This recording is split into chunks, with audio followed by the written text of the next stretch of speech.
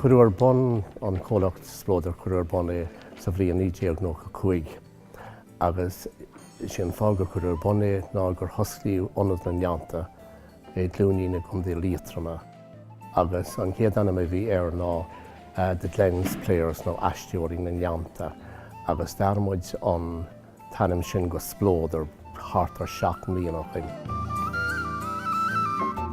Tá beidir níos tíbhiste dhéag mbliana nó mar sin beidir gohfuil 8 nám an Gaeilge déantar bhín. Chuir mar gás an dráma seo a bhés arsúla nocht le Cathail á Searcaí tá muid ag pléile sin le cúpla bliain.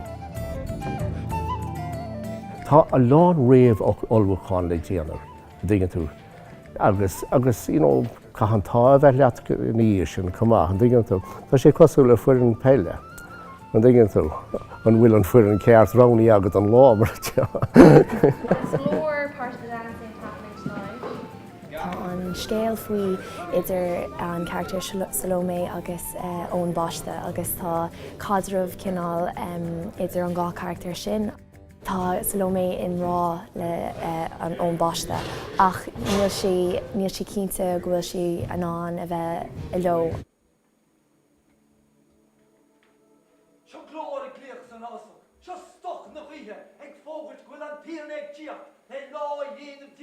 Nuair tá mé cáint faoi ón bháiste ar an stáit agus tá sé cáint tá an tíornaigh teach, tá ísa críosa teach, tá sé cinnte faoi. So tá mé suirt ag iarraí búlaiste ar an suirt clár intin a bhíon agamsa faoi mo daithí féin chun búlaiste ar an ón bháiste ar stáite. Tá sí mar eilit ag teathair rud chonairt a chonana. Thíntar an éireann sí dó. Sí fial go leor an a feirile. Thoisimuid ar tús baire an glúanín in Manor Hamilton agus bhíimuid cleachtúin sin agus stanmuid mar grúpa le chéile ad bhíimuid cleachtú. Cleachta muid an bháidín harfa beidir de chlog agus bhín grúpa le na choní le chéile agus bhín chreice goin. Agus formuid aithne a chéile. Ní aithne goin ar a chéile. Bhí aithne go mar de staic. Rubh seo tá sílim go aithne gaman níor de staic gur wandering minstrel legan it agus but bhí aithne ní aithne go mar ar an chuideara acu agus formuid aithne a chéile agus. Mar is mó aithne tugad ar na daoine bhfuil go gur leis mar is fér mar grama bhéise Seo tíú bliana go bar as bleodar agus bunim an chreiceas agus tá si le go hinnta agus comportas go hinnta.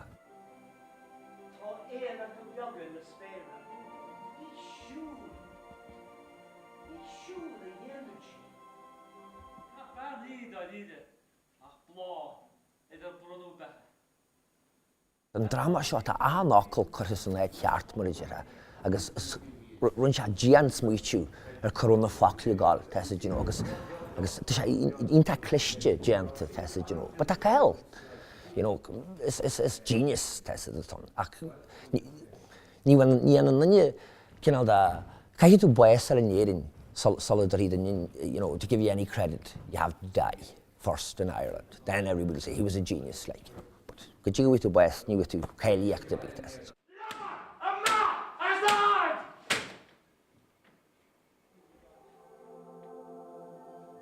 Sílim go dear campanas faoi stúr fanges an job den drama agus sin an hánig mar réire den cheadúir agus an áirt agus chuis a bhéh mar an gomór sílim goríí lehan na líata tá insa script a hótean king.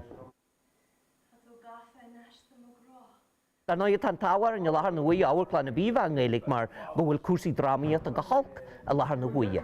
Tá scríbnearí ana bhaithúin ach níl cólaat len amsire garamúlapain agus tá sé ionta go bhfuil campanas mar seo loníthe híos i Manor Hamilton.